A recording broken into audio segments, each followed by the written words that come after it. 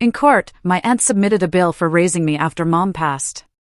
Every meal, outfit, roof, all totaled to $50,000. The judge read each line, then said, "And the $190,000 in Social Security you got?" The courtroom exploded. Can you imagine sitting in a courtroom, staring at your own aunt as she tries to sue you for $50,000? Not for a loan, not for damages, but for the privilege of raising you after your mom died. A mother who, it turned out, actually left behind enough money for my care that my aunt stole every single cent of it. What the hell happened next? Well, let me tell you. My name is Althea, and I'm 26. I'm a newly graduated nurse, ready to dive into big dreams, but for a long time, my life felt like a nightmare I couldn't wake up from. Before everything fell apart, my childhood was filled with so much warmth and love. My mom, Amanda, raised me by herself after my dad passed away when I was just 3. Money was tight in our small 2-bedroom apartment, but Mom always made sure I never, ever felt like we were struggling. She worked long, grueling shifts as a nurse at Memorial Hospital, but she'd come home buzzing with stories about saving lives, about making a real difference in people's darkest moments. Those stories, they planted this tiny, persistent seed in my heart. I wanted to be a nurse someday, just like her. Every weekend was our special time. Saturday mornings, we'd bake cookies, the smell of vanilla and chocolate filling our tiny kitchen. Sunday afternoons were for the local park, feeding ducks at the pond, or browsing books at the library. Mom always said, "Althea, education is the one thing nobody can ever take from you." And she lived that. As she helped me with homework at our kitchen table, the walls of our apartment were covered with my artwork and school certificates. She kept every single one, proudly displaying them like precious museum pieces. When I brought home good grades, she'd stick them on the refrigerator with fruit-shaped magnets and literally dance around the kitchen in celebration. For my 10th birthday, Mom surprised me with a children's medical kit. I carried that thing everywhere, taking the temperature of my stuffed animals, listening to Mom's heartbeat with the plastic stethoscope. "You'll be wearing a real one someday," she'd say, her eyes crinkling with pride. Our life wasn't perfect, but it was ours. Mom worked extra shifts during holidays just to give me special Christmas mornings and birthday celebrations. She taught me to appreciate what we had rather than yearn for what we didn't. Gratitude makes any life rich, she'd remind me when I occasionally complained about not having the latest toys or fancy clothes like some of my classmates. Everything changed the summer I turned 12. Mom started coming home from work even more exhausted than usual. At first, she blamed it on picking up extra shifts. But then she began losing weight rapidly and developed this persistent cough. I knew something was deeply wrong. I'd catch her wincing in pain when she thought I wasn't looking, popping painkillers when she thought I was asleep. The day she finally went to the doctor, I waited at our neighbor Mrs. Thomas's apartment, trying to work on a science project but completely unable to focus. When Mom returned, her face told me everything before she even said a word: stage 4 lung cancer. Terminal. 6 months to a year. Those words crashed into our happy little world like a wrecking ball. Mom tried to maintain normalcy, but our roles slowly reversed. I started making dinner, doing laundry, helping her to bed when she was too weak to walk. I kept a notebook of her medication schedule, becoming fiercely protective of her diminishing energy. School became secondary as I transformed into my mother's caretaker. My 12-year-old shoulders carried the weight of groceries, household chores, and the creeping dread of what was coming. My friends stopped calling because I couldn't go out anymore, but honestly, I didn't care. Every moment with Mom became precious, finite. The hospice nurse started visiting daily when Mom could no longer get out of bed. I'd sit beside her, reading her favorite books or just holding her increasingly frail hand. "You're so strong, Althea," she'd whisper. "Promise me you'll keep going. Keep shining after I'm gone." On a quiet Tuesday morning, just 3 weeks after my 13th birthday, Mom took her last breath while I held her hand. The hospice nurse found me still sitting there an hour later, unable to let go. The world had never felt so empty, so vast, so terrifying. The funeral was a blur of black clothes and pitying looks. I stood numb as people I barely recognized hugged me and murmured platitudes about my mother being in a better place. What place could be better than here, with me? That's when Aunt Sophie appeared. She was my mother's younger sister, and she'd always been distant, visiting only on rare holidays with expensive gifts and limited conversation.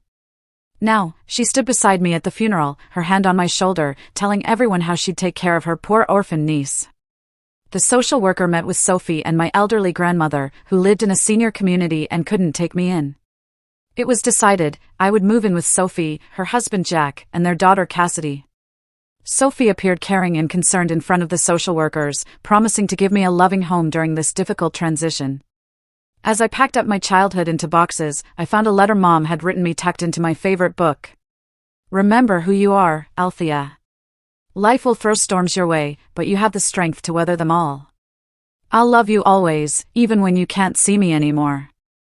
I folded that letter into my pocket, took one last look at our apartment, and stepped into my new life, utterly unaware of the challenges that awaited me.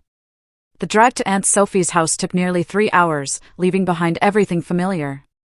Each mile increased the hollow feeling in my chest as I watched my hometown disappear in the side mirror of Sophie's luxury SUV.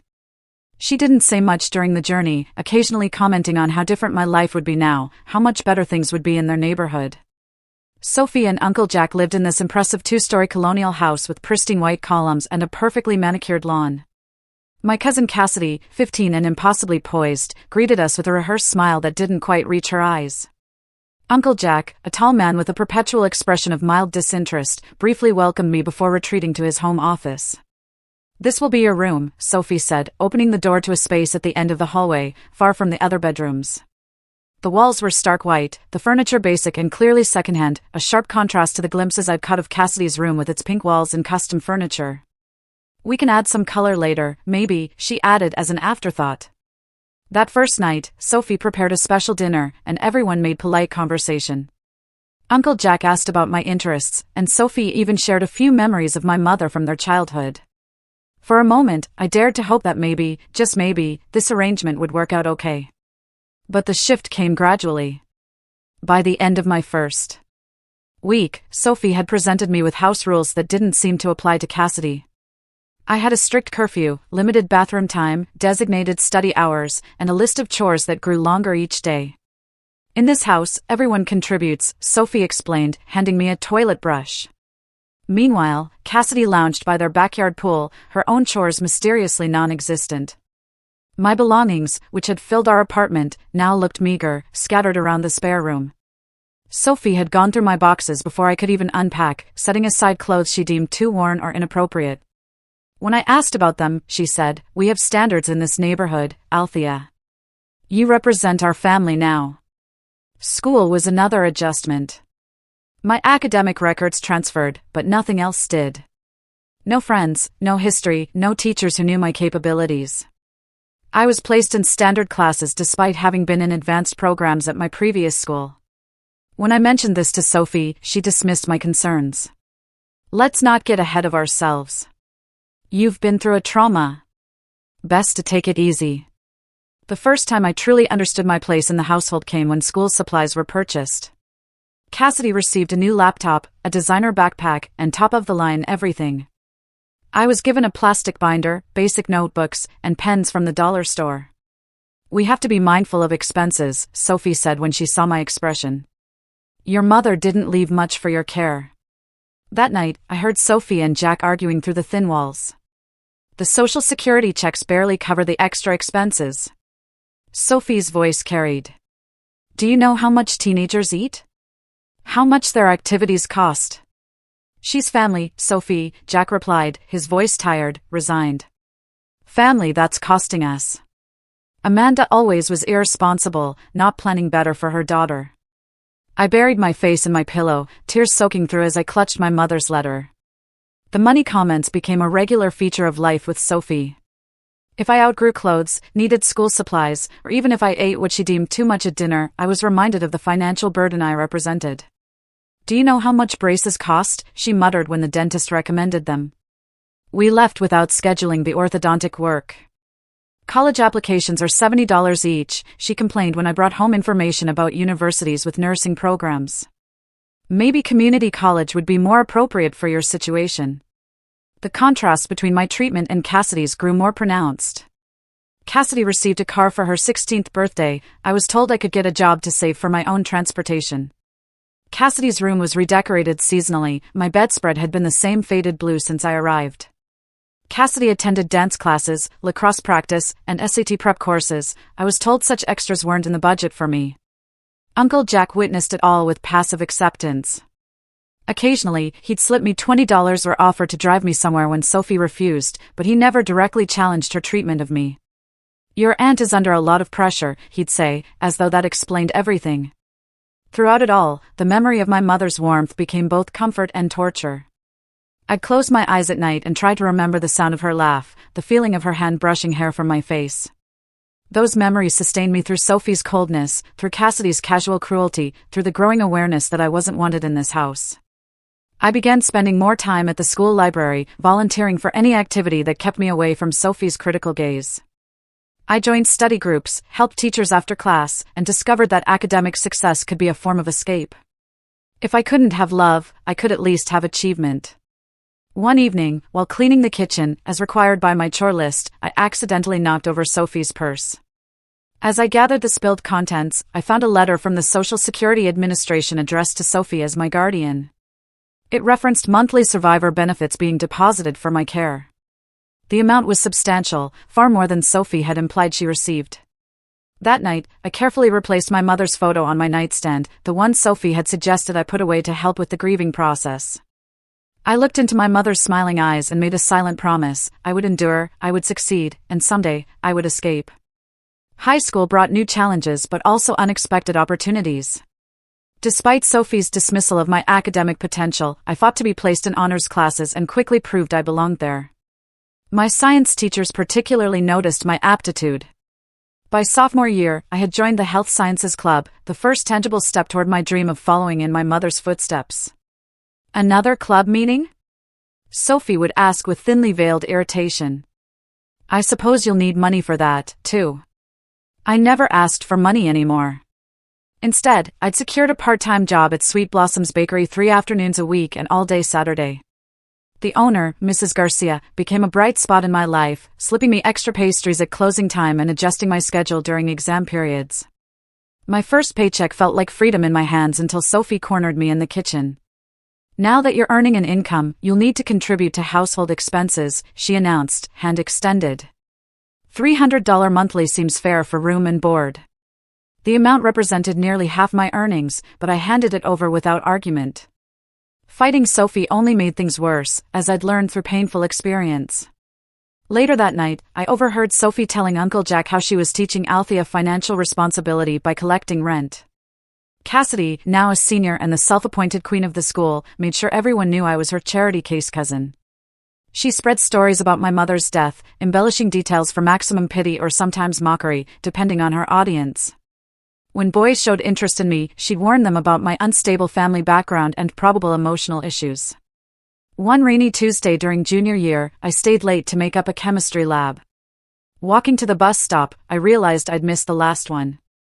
As I resigned myself to a 3-mile walk in the downpour, a car pulled alongside me. Mrs. Jackson, my AP biology teacher, rolled down her window. "Althea, get in before you drown." During the drive home, Mrs. Jackson asked questions about my interest in medicine, my study habits, my plans after high school. When she pulled up to Sophie's house, she hesitated before saying, "You know, you remind me of myself at your age, determined, focused, despite obstacles." Something in her tone made me look up sharply. Mrs. Jackson smiled gently. "My door is always open if you need to talk about anything." 2 weeks later, after Sophie had confiscated half my paycheck for utilities I'd used excessively, I found myself in Mrs. Jackson's classroom during lunch. The words poured out of me, the financial manipulation, the emotional neglect, the Social Security letter I'd found. Mrs. Jackson listened without interruption, her expression growing increasingly troubled. "Have you considered that your aunt may be misusing funds meant for your care?" she finally asked. The thought had occurred to me, but hearing it from an adult gave it legitimacy. "What can I do? I'm a minor. She's my guardian."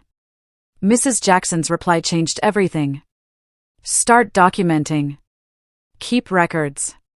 And let's look into scholarship options that could get you out of there after graduation." With Mrs. Jackson's guidance, I began researching nursing scholarships obsessively. I joined every club that might strengthen my applications, volunteered at the local hospital on Sundays, and maintained perfect grades despite working nearly 20 hours weekly. One evening, while searching for a stapler, I discovered a folder labeled with my name. Inside were years of Social Security statements showing monthly deposits of over $1,000 for my care. Nearly $60,000 had been paid to Sophie since my mother's death.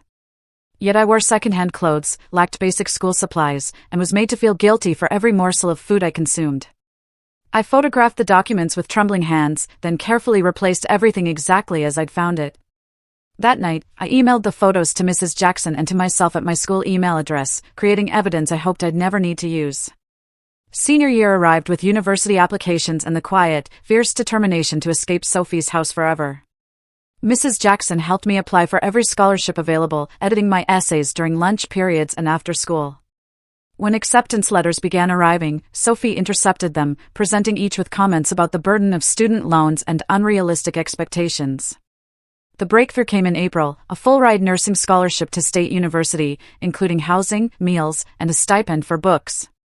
When the thick envelope arrived, I raced to check the mail before Sophie could. I hid the letter under my mattress until I could fully read its contents. That night, I called Mrs. Jackson with the news, my voice barely containing my excitement. I got it. I'm free. My high school graduation ceremony should have been a celebration. Instead, Sophie complained about the cost of my cap and gown, the waste of ordering announcements, and the impracticality of the nursing program I'd chosen. Cassidy, home from her first year at an expensive private college, fully funded by her parents, rolled her eyes throughout Sophie's monologue. I scanned the audience during the ceremony, disappointed but not surprised to find the section where Sophie and Jack should have been sitting empty. As I accepted my diploma, I heard a distinct cheer from the back. There stood Mrs. Jackson alongside Mrs. Garcia from the bakery, both clapping wildly. After the ceremony, Mrs. Jackson handed me a small gift bag. Inside was a professional stethoscope, just like my mother had used. The card read simply, "Your mother would be so proud of the woman you've become." I know I am. For the first time since my mother died, I felt seen, valued, and championed. Walking back to Sophie's house that day, the diploma in my hand and the stethoscope in my bag, I knew I was just weeks away from a new beginning. The day I moved into my college dormitory felt like breathing fresh air after years underwater. State University was only 40 miles from Sophie's house, but it might as well have been another planet. My residence hall room was small, with institutional furniture and cinder block walls, yet it represented something priceless: independence. My roommate, Jasmine, arrived with her parents, who helped her unpack boxes and hang fairy lights around her side of the room. They offered to help with my things, too, but my entire life fit into 2 suitcases and a backpack. Sophie had dropped me off at the campus entrance, not even bothering to park. "Text when you're settled," she'd said, already putting the car in drive. "And remember, your scholarship doesn't cover holiday breaks. We'll need to discuss compensation if you plan to stay with us during those times." Jasmine and I became fast friends despite our different backgrounds. She came from a loving family who called her daily, sent care packages, and genuinely wanted to know about her classes. When she realized I never received such calls or packages, she began sharing hers without comment. "My mom always sends too much anyway," she'd say, dividing cookies or toiletries between us. University life demanded intense focus. The nursing program was rigorous, with early morning clinicals, late-night study sessions, and endless practical exams. I thrived under the pressure, remembering my mother's dedication to her patients. To cover expenses not included in my scholarship, I worked at the campus coffee shop and took weekend shifts at a nearby assisted living facility. Between classes, work, and studying, I barely had time to think about Sophie, which was exactly how I wanted it. The less contact, the better. Still, holiday breaks loomed on the calendar like dark clouds. Before Thanksgiving break my freshman year, Sophie called with expectations for my visit. "Since you're not contributing financially anymore, we'll need compensation for your stay. $300 for the week seems fair. Food isn't free, Althea." I swallowed hard, calculating how many extra shifts I'd need to afford going home for the holiday. Jasmine, overhearing my end of the conversation, waited until I hung up before saying, "Come home with me instead. My parents would love to have you." That Thanksgiving became the first of many holidays spent with Jasmine's family. The Parkers welcomed me without question, including me in family photos and traditions as though I'd always been there. Mrs. Parker, learning about my nursing studies, shared stories from her own career as a physical therapist. Mr. Parker taught me to make his famous cranberry sauce, standing beside me in the kitchen with patient instructions. When Sophie called on Christmas to ask when I'd be arriving with my room and board payment, I informed her I had made other arrangements. Her surprised pause was followed by concern, not for my well-being, but for the lost income. Spring semester brought new challenges and opportunities. I was accepted into an accelerated program that would allow me to complete my degree in 3 years instead of 4. The workload increased dramatically, but so did my determination. During a campus career fair, I met David, a medical student volunteering at the healthcare booth. Tall, with kind eyes and a quiet confidence, he struck up a conversation about my interest in pediatric nursing. Before long, we were meeting for coffee between classes, talking for hours about healthcare, ethics, patient advocacy, and our personal journeys to medicine. My dad's a surgeon, David explained during one of our coffee dates. He expected me to follow exactly in his footsteps, but I'm interested in family practice in underserved communities. We've been at odds about it for years. His understanding of family pressure created a bond between us that deepened with each conversation. When I finally shared the full story of Sophie's treatment, he listened without judgment, then asked the question that had been hovering in my mind for years: have you considered that what she did might be illegal? Social Security benefits for surviving children are meant to provide for the child, not supplement the guardian's income. During spring break of my sophomore year, instead of accepting another invitation from Jasmine's family, I stayed on campus to research. The nearly empty library became my second home as I dug through legal websites and forums for similar situations. What I discovered left me stunned. Guardians misappropriating survivor benefits could face serious legal consequences, including fraud charges. I made an appointment with the university's legal aid office, bringing copies of the Social Security statements I'd photographed from Uncle Jack's office. The student attorney who reviewed my case looked increasingly serious as I explained the situation. "This isn't just unethical," he said finally. "It's potentially criminal. Your aunt had a fiduciary responsibility to use those funds for your direct benefit. What are my options?" I asked, heart pounding. "You could file a complaint, possibly pursue recovery of funds, but that would mean legal action against your aunt." He studied my face. "It's a big step. Think about it carefully." I left the office with resources and information, but no clear decision. That night, I called Mrs. Jackson, who had remained a trusted mentor throughout my college years. "You don't have to decide anything right now," she advised. "Focus on your education. Document everything. The statute of limitations gives you time." Junior year brought clinical rotations that cemented my passion for nursing.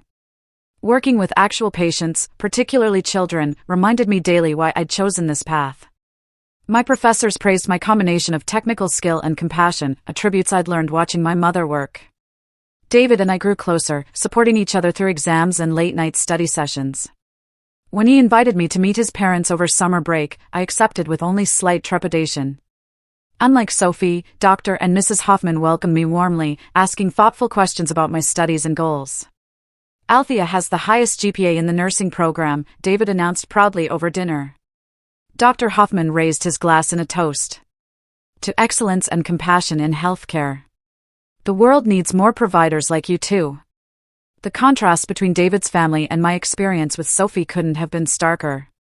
That night, lying in the comfortable guest room of the Hoffman's home, I finally allowed myself to acknowledge the full extent of Sophie's betrayal. It wasn't just about money. It was about denying me the love and support a child deserves after losing their only parent. As graduation approached, job offers began coming in, thanks to my academic record and glowing recommendations from clinical supervisors. I accepted a position at Children's Memorial Hospital in the Pediatric Intensive Care Unit, with a starting salary that would finally provide true financial stability. 2 weeks before graduation, David proposed during a picnic at the campus lake where we'd had our first real date. The vintage sapphire ring had belonged to his grandmother, he explained, given to him with her blessing after she'd met me during family dinner. "You don't have to answer right away," he said, reading my shocked expression.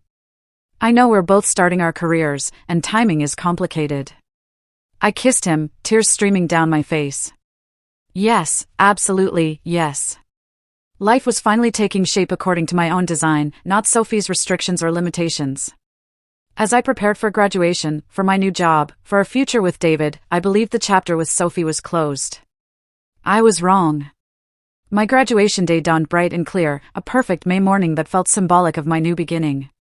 Jasmine and I helped each other into our caps and gowns, taking dozens of photos in our dorm room one last time.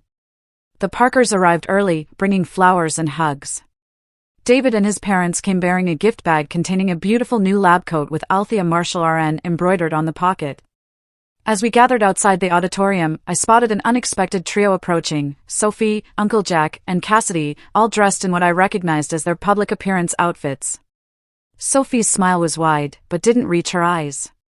"We wouldn't miss our Althea's big day," she announced loudly enough for nearby families to hear, placing possessive emphasis on our. She air-kissed my cheeks while whispering, "We need to talk after the ceremony." Throughout the graduation, I could feel Sophie's gaze on me.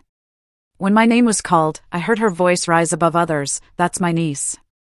I raised her after her mother died." The ceremony concluded with mortarboards flying into the air and tears of joy all around. As graduates dispersed to find their families, Sophie intercepted me before I could reach the Parkers and Hoffmans. "We brought you a graduation gift," she said, pressing a thick envelope into my hands. "Open it now." Inside was not a card, but what appeared to be an invoice, meticulously itemized on Sophie's personal stationery.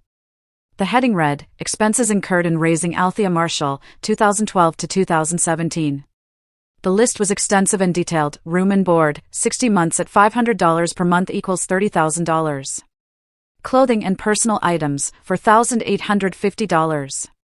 School supplies and activities, $3,275. Medical and dental expenses, $5,200. Transportation and miscellaneous, $675. THETOTALATTHEBOTTOM, CIRCLEDIN asterisk operator 6675. Theta at the bottom, circled in red pin asterisk operator 50000 asterisk. What is this? I asked, my voice barely audible over the celebratory noise around us. "A reality check," Sophie replied, her smile never wavering for the benefit of onlookers. "Now that you're officially an adult with a career, it's time to repay what you owe. We made many sacrifices to provide for you after your mother's irresponsibility left you with nothing." Uncle Jack looked uncomfortable, but remained silent. Cassidy smirked slightly. "I don't owe you anything," I said, trying to keep my voice steady. "The government sent you money every month specifically for my care."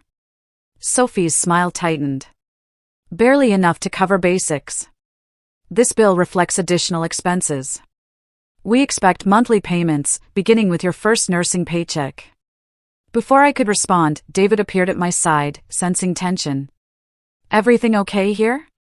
I introduced him briefly, watching Sophie's expression shift as she noted his confident posture and the expensive watch that marked him as coming from money. "Just a family matter," Sophie said smoothly. "Althea understands her obligations." That evening, surrounded by the Parkers, Hoffmans, and friends from the nursing program at a celebration dinner, I tried to push Sophie's invoice from my mind. David, sensing my distraction, squeezed my hand under the table. "Whatever it is, we'll figure it out together," he whispered. 3 days later, an official-looking letter arrived at my new apartment. A law firm representing Sophie Marshall was demanding payment of $50,000 for care and support provided to Althea Marshall during her minor years. It threatened legal action if a payment plan wasn't established within 30 days. Panic seized me. I called David, who immediately connected me with his father. Dr. Hoffman listened carefully to my situation, then recommended a lawyer friend who specialized in family law. "Don't respond to anything yet," he advised. "Let's get professional guidance first." Marcus Wright's law office was modest but neat, with diplomas from prestigious schools lining the walls. After reviewing Sophie's invoice and the legal letter, he leaned back in his chair with a puzzled expression. "This is unusual," he admitted. "Guardians typically don't sue former wards for basic care expenses, especially when they've received government benefits for that purpose." He studied me thoughtfully. "There's something more going on here. Tell me everything about your time with your aunt." For the next 2 hours, I detailed life with Sophie, the constant reminders of my cost, the different treatment compared to Cassidy, the discovery of Social Security statements, and Sophie's increasing demands for money once I began working.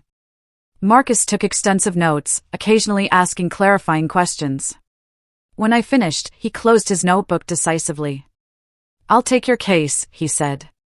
"And I don't think you'll owe your aunt a dime when we're done." The next weeks were a flurry of legal preparation. Marcus filed a counterclaim denying Sophie's right to reimbursement. He also submitted requests for financial records related to my mother's estate and any benefits received on my behalf. During this process, we uncovered surprising information. My mother had maintained a modest life insurance policy naming me as beneficiary. The funds should have been placed in trust for my benefit. Additionally, there was a small inheritance from my maternal grandparents that I'd never been informed about. Where did this money go? I asked Marcus during a meeting at his office. That's exactly what we need to find out, he replied, typing another note. Your aunt had legal obligations as your guardian to manage these assets in your best interest. 2 months after Sophie's initial demand, we received notice of a court date. The lawsuit was moving forward, with Sophie seeking the full $50,000 plus legal fees. Marcus seemed oddly pleased by this development. Now we'll have discovery, he explained. Legal power to demand financial records she might otherwise withhold. Through formal discovery requests, Marcus obtained bank statements, tax returns, and benefit records from Sophie's accounts during my time in her home. What they revealed was shocking. Not only had Sophie received monthly Social Security survivor benefits of over $1,000, but she had also collected the life insurance payout and inheritance money. The total amount that should have been used for my care or held in trust? Nearly $190,000. She spent all of it, Marcus said grimly, reviewing the financial analysis. And now she's suing you for more. How is that possible? I asked, staring at the figures. How could she legally take all that money? She couldn't. That's the point. Marcus began organizing documents into a trial folder. Your aunt didn't just fail to provide adequately for you using funds specifically designated for that purpose. She potentially committed fraud. As our court date approached, I struggled to balance preparation for the case with starting my new job at Children's Memorial. David provided unwavering support, accompanying me to meetings with Marcus and helping research similar cases. The night before the trial, I couldn't sleep. Memories of my mother flooded back, her gentle hands checking my temperature when I was sick, her proud smile at school events, her whispered encouragements when tasks seemed too difficult. What would she think of all this? In the darkness of my bedroom, I whispered to her memory, I'm trying to be strong, Mom.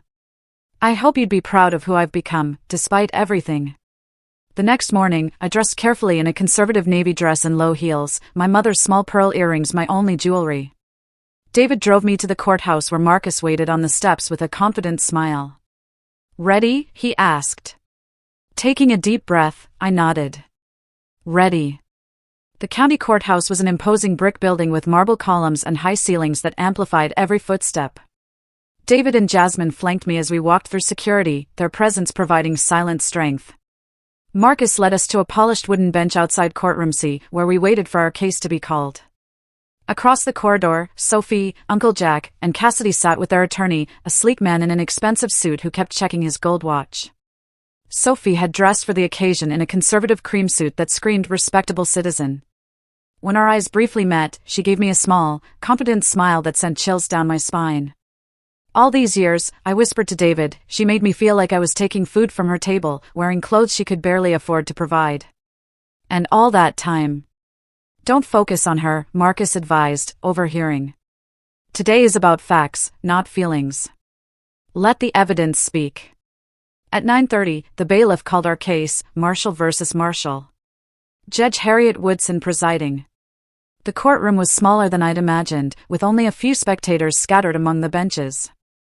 Judge Woodson, an African-American woman in her 60s with silver-streaked hair and penetrating eyes, nodded briskly as we took our places. I've reviewed the filings in this case, she began. Mrs. Sophie Marshall is suing her niece Althea Marshall for reimbursement of child-rearing expenses in the amount of $50,000 plus legal fees. Ms. Althea Marshall has filed a counterclaim. Let's proceed with opening statements.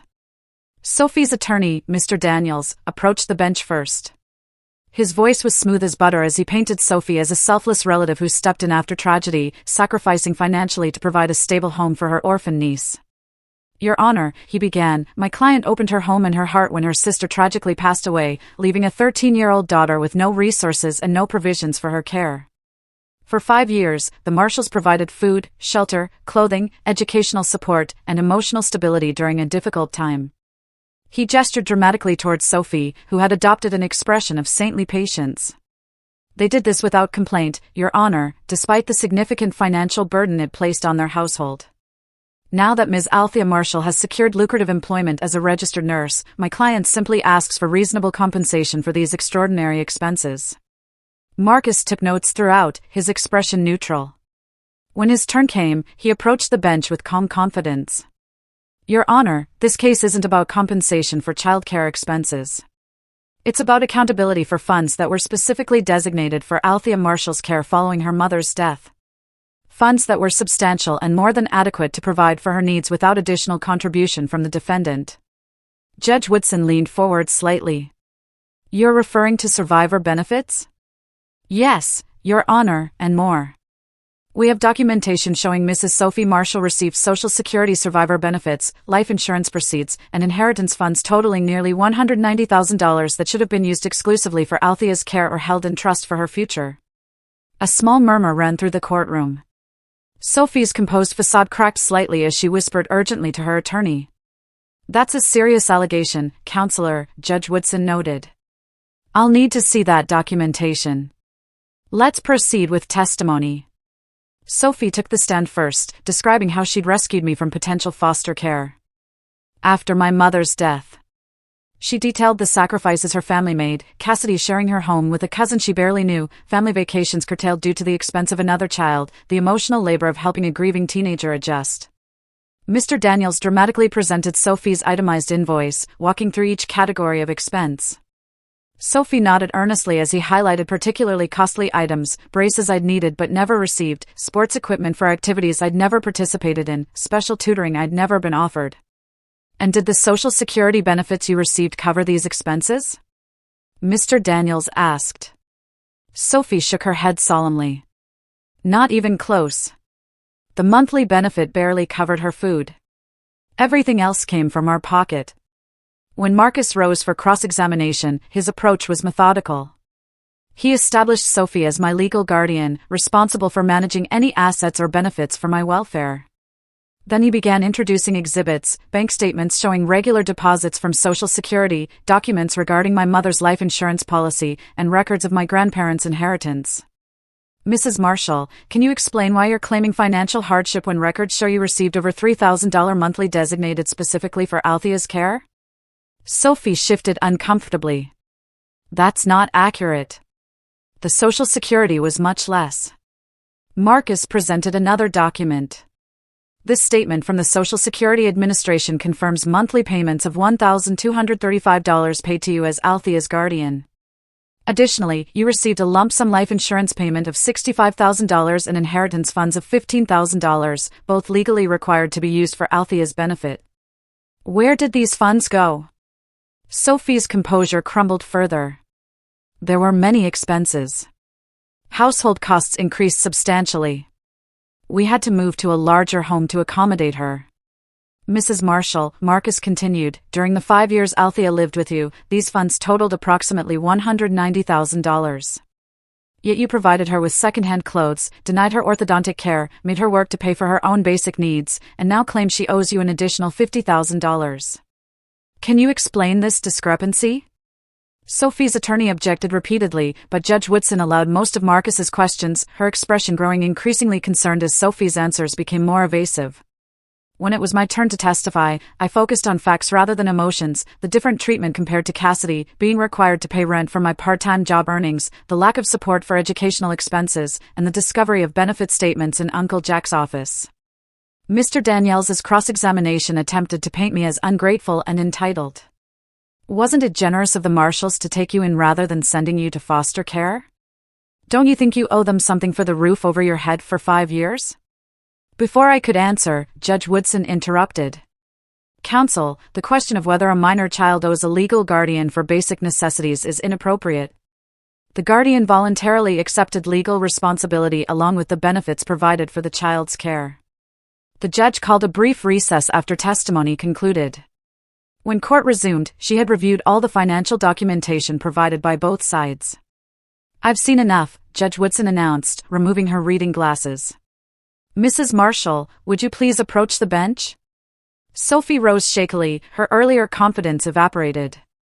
Mrs. Marshall, as Althea's legal guardian, you had a fiduciary duty to use all funds designated for her care, either to provide for her immediate needs or to preserve them for her future. The evidence presented today suggests you did neither. The judge shuffled through the documents before continuing, her voice stern. You received approximately $190,000 meant for Althea's benefit. Based on your own testimony and the evidence presented, it appears these funds were commingled with your personal accounts and used primarily for your family's expenses, not Althea's. Sophie attempted to interrupt, but Judge Woodson held up her hand. I'm not finished. Not only did you apparently misappropriate these funds, but you've now had the audacity to sue your niece for additional money, claiming expenses that should have been more than covered by the benefits you received. She turned to address the entire courtroom, her voice ringing with authority.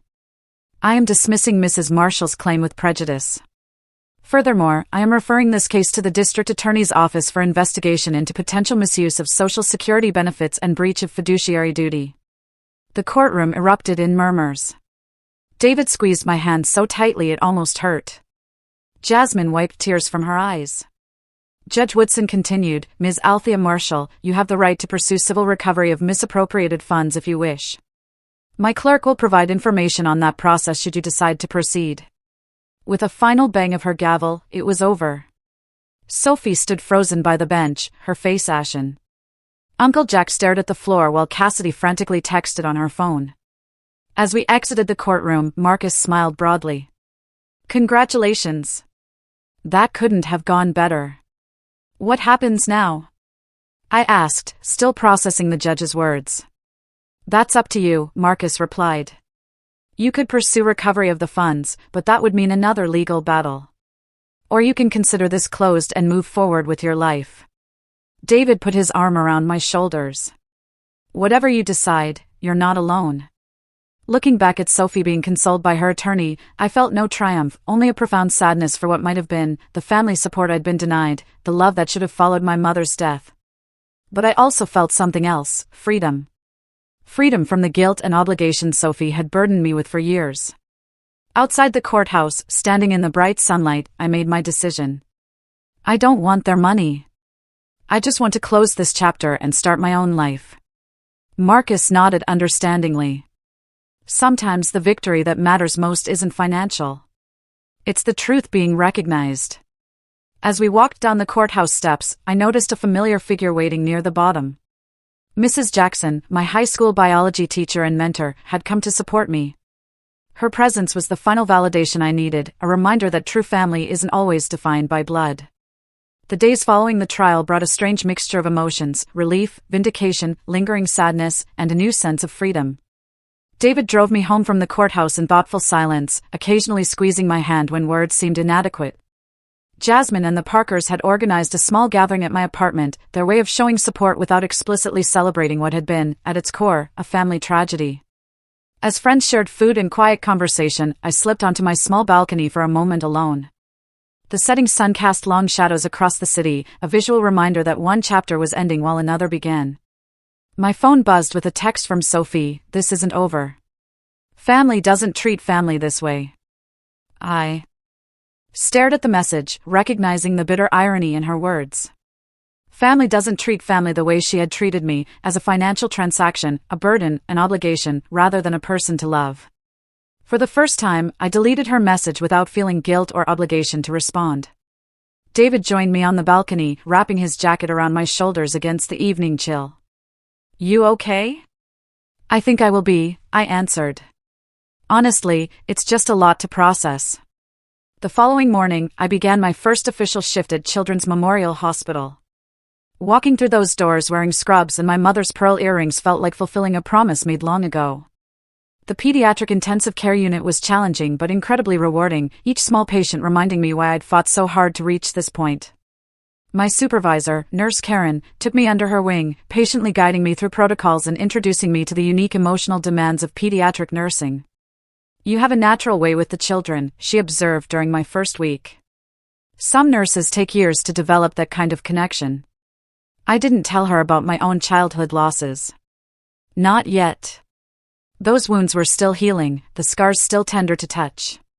Instead, I channeled my experiences into empathy for my patients and their families, recognizing the fear in parents' eyes and the courage in children facing pain beyond their understanding. 2 weeks after the trial, Uncle Jack called. His voice sounded tired, defeated. "Althea, I know I have no right to ask anything of you, but I wanted you to know I had no idea about the extent of what Sophie was doing. The Social Security, yes, but not the life insurance or inheritance." "You still let her treat me like a burden," I replied, surprising myself with the steadiness of my voice. "You watched it happen every day for 5 years and did nothing." His heavy sigh carried through the phone. "You're right. My passivity makes me complicit. I should have protected you, and I failed. I'm sorry, Althea, though I know that's inadequate." After a long pause, he added, "Sophie and I are separating." The trial was a wake-up call about who she really is, and who I've allowed myself to become by standing by. He paused again. "I just wanted you to know." I felt no satisfaction in their marriage's collapse, only a complicated sadness for the family that might have been mine, but never truly was. "I hope you find peace, Uncle Jack." "I really do." That conversation marked the last direct contact with Sophie's household. Through mutual connections, I learned the district attorney had decided not to pursue criminal charges, but had required Sophie to complete financial management courses and community service. Cassidy occasionally sent hostile messages on social media, which I eventually solved by blocking her accounts. As summer turned to fall, I established routines in my new life, challenging but fulfilling shifts at the hospital, quiet evenings with David planning our future, weekend brunches with Jasmine and friends from nursing school. My apartment slowly transformed from a sterile space to a true home, filled with plants, photographs, and small treasures that represented my emerging identity. One September afternoon, I received an unexpected email from the hospital's Human Resources Department. A trust fund had been established in my mother's name to provide scholarships for nursing students from single-parent households. The anonymous donor had requested I serve on the committee. The attached documentation revealed the trust had been funded with exactly $50,000, the amount Sophie had demanded from me. A separate note from the hospital's legal department confirmed the donation had come from Uncle Jack. That evening, I called Mrs. Jackson to share the news. After all these years, she remained my trusted advisor in life's complicated moments. "It sounds like his way of making amends," she observed, not erasing the past, but trying to create something positive from it. "Should I accept the committee position?" I asked. "Part of me wants nothing to do with anything connected to that family." "Consider this," she replied thoughtfully. "The committee position isn't about them. It's about honoring your mother and helping students who share your experience.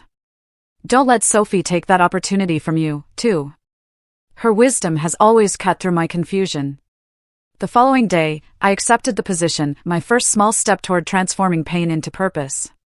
As my first year of professional nursing progressed, I found myself increasingly drawn to working with children from difficult home situations. Their resilience reminded me of my own journey, their small victories becoming personal triumphs I celebrated alongside them. The hospital's social worker noticed my connection with these patients and invited me to join a support program for children in foster care or kinship guardianship. "Sometimes the best healing comes from helping others through similar struggles," she explained.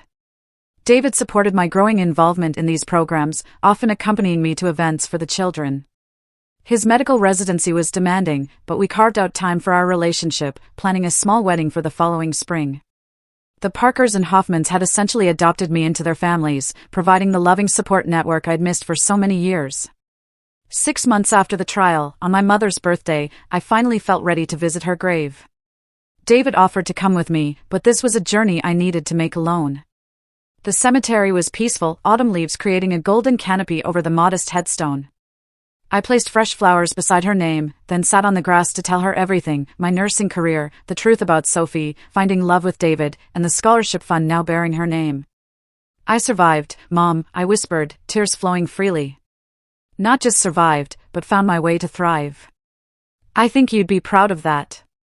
On the drive home, I made a detour to visit Mrs. Thomas, our former neighbor, who had watched me on the day of my mother's diagnosis. Now in her 80s, she welcomed me with surprised delight, serving tea in chipped cups as we caught up on the years between. Her walls still displayed photographs of her own children and grandchildren. And there, on a crowded shelf, stood a small framed picture of my mother and me at a long-ago birthday party. "She was so proud of you," Mrs. Thomas recalled, following my gaze to the photograph. "Always said you had her compassion, but twice her determination." Looks like she was right. These small reconnections with my past helped stitch together the fragmented narrative of my life. Each conversation, each memory shared by those who had known my mother, added another thread to the tapestry of my identity, separate from Sophie's distortions and manipulations. As my healing progressed, I began seeing a therapist specializing in family trauma. Dr. Lin helped me understand that Sophie's treatment hadn't been my fault, that children aren't responsible for earning their guardian's love or care. Gradually, the nightmares decreased, the anxiety attacks became less frequent, and the reflexive guilt over costing too much began to fade. The hardest part of healing, Dr. Lin observed during one session, is accepting that some people who should have loved us were incapable of doing so. Their limitation doesn't diminish your worthiness. Those words became a mantra during difficult moments, a reminder that Sophie's coldness reflected her character, not my value. 1 year after the trial, I received an unexpected package. Inside was my mother's nursing pin from her graduation, along with several photographs I thought lost forever. A brief note from Uncle Jack explained he'd found them in storage while moving to his new apartment. That small brass pin became a talisman I carried in my pocket during difficult shifts, a tangible connection to the woman whose love had shaped me far more profoundly than Sophie's neglect ever could. Life continues to unfold in ways both expected and surprising. David and I married in a simple ceremony surrounded by chosen family. We're saving for a house where we can build the warm, supportive home environment neither of our childhoods fully provided. My career advances steadily, with a recent promotion to charge nurse in the pediatric unit. The scholarship fund in my mother's name has already helped 3 students pursue nursing degrees. Each recipient reminds me of myself a few years ago, with invisible burdens, while working toward a future built on service to others. Looking back at the journey from that terrified 13-year-old girl clutching her mother's letter to the woman I am today, I recognize the profound truth that has emerged from all the pain: family isn't defined by blood or legal documents. It's created through love, respect, and mutual support, qualities Sophie never understood, but that I found in abundance with the people who've chosen to walk alongside me. The judge's words in that courtroom did more than dismiss Sophie's lawsuit, they validated my worth and my right to be treated with dignity. But the real victory wasn't legal. It was learning that despite everything, I remained capable of trust, love, and connection. Sophie took my childhood, but she couldn't take my future or my capacity for joy. If you're watching this and struggling with family who treats you as a burden rather than a blessing, please know your worth isn't determined by their limitations. True family sees your value without calculating your cost. Sometimes we have to create that family for ourselves, building connections based on mutual respect rather than obligation. Have you ever faced a situation where you felt like you had to fight for your own worth against someone who should have been loving you? What would you have done if you were in my shoes with that final invoice? Let me know in the comments below. I'm genuinely curious to hear your thoughts and experiences.